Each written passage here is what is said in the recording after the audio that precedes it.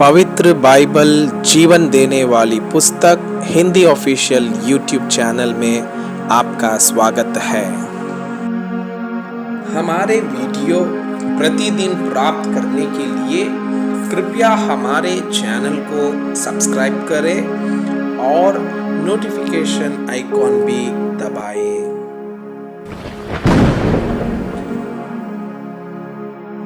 आज का पवित्र बाइबल पाठ दूसरा इतिहास के पुस्तक अध्याय 24।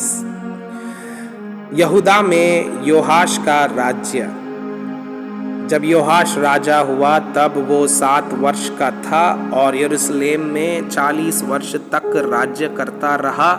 उसकी माता का नाम सिबिया था जो बेरशिबा की थी। जब तक यहोयादा याजक जीवित रहा तब तक योआश वो काम करता रहा जो यहोवा की दृष्टि में ठीक है। यहोयादा ने उसके 2 विवाह कराए और उससे बेटे बेटियां उत्पन्न हुई। इसके बाद योआश के मन में यहोवा के भवन की मरम्मत करने की इच्छा उपजी। तब उसने याजकों और लेवियों को इकट्ठा करके कहा, प्रति वर्ष यहूदा के नगरों में जाकर सब इस्राएलियों से रुपये लिया करो जिससे तुम्हारे परमेश्वर के भवन की मरम्मत हो। देखो इस काम में पूर्ति करो। तो भी लेवियों ने कुछ पूर्ति ना की। तब राजा ने यहोयादा महायाजक को बुलाकर पूछा, क्या कारण है कि तूने लेवियों को दृढ़ आज्ञा नहीं दी कि वे यहूदा और यरूशलेम से उस चंदे के रुपयों को ले आएं जिसका नियम यहोवा के दास मूसा और इज़राइल की मंडली ने साक्षी पत्र के तंबू के निमित्त चलाया था। उस दुष्ट स्त्री अथलिया के बेटों ने तो परमेश्वर के भवन को तोड़ दिया था और यहोवा के भवन की सब पवित्र की हुई वस्तुएं बाल देवताओं के लिए प्रयोग की थी।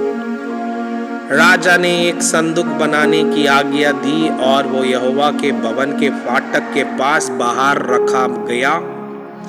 तब यहूदा और यरूशलेम में यह प्रचार किया गया कि जिस चंदे का नियम परमेश्वर दास मूसा ने जंगल में इज़राइल में चलाया था उसके रुपये यहोवा के निमित्त ले आओ।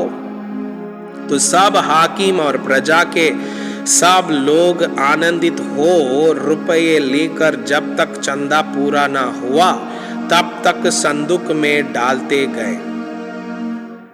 जब जब वो संदूक लेवियों के हाथ से राजा के प्रधानों के पास पहुंचाया जाता और यह जान पड़ता था कि उसमें रुपये बहुत है, तब राजा के प्रधान और महायाजक के अधिकारी आकर संदूक को खाली करते और तब उसे फिर उसके स्थान पर रख देते थे। उन्होंने प्रतिदिन ऐसा किया और बहुत रुपये इकट्ठे किए।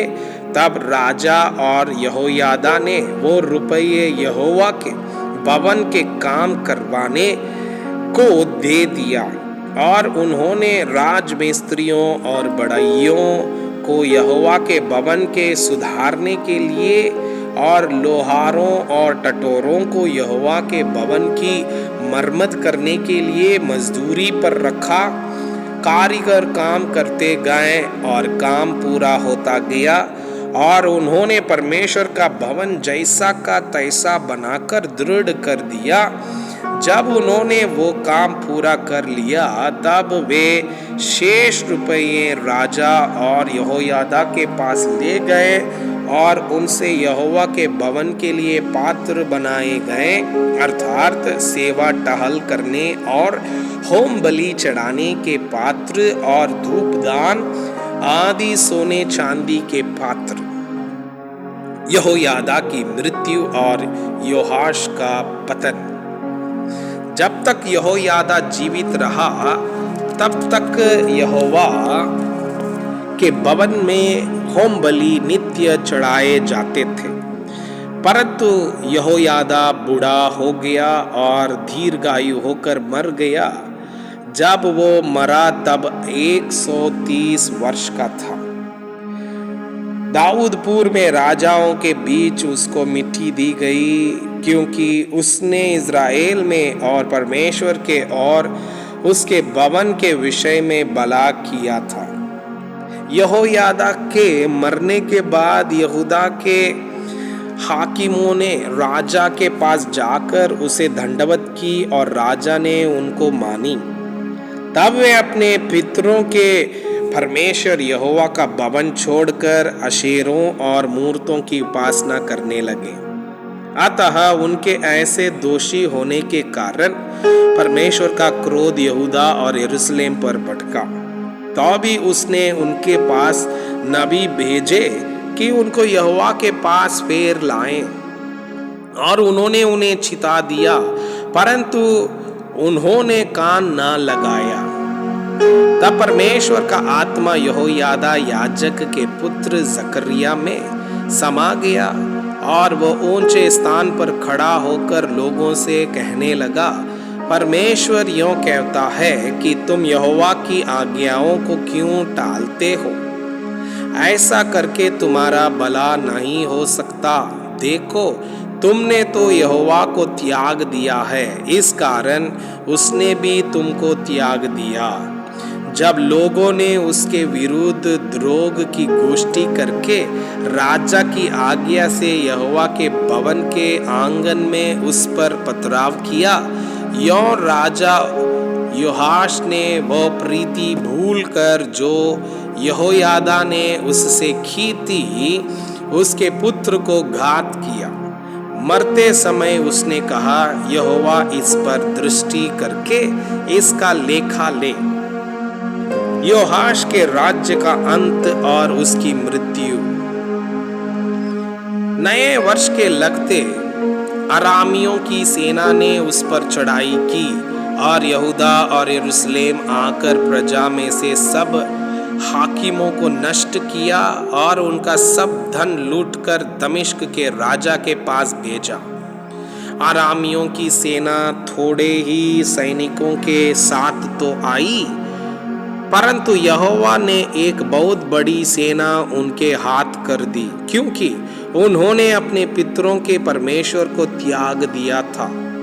इस प्रकार योआश को भी उन्होंने दंड दिया।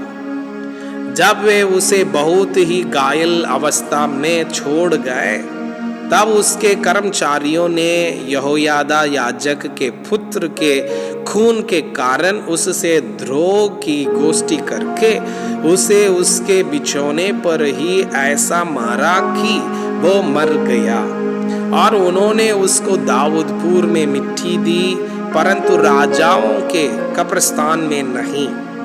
जिन्होंने उसके विरुद्ध राजद्रोह की गोष्ठी की वे ये थे, अर्थात अमोनीन शिमात का पुत्र जाबाद और शिमरित मोआबीन का पुत्र यहोजाबाद, उसके बेटों के विषय और उसके विरुद्ध जो बड़े दंड की नबुवत हुई उसके और परमेश्वर के भवन के बनने के विषय, ये सब बातें राजाओं के वृत्तांत की पुस्तक में लिखी है।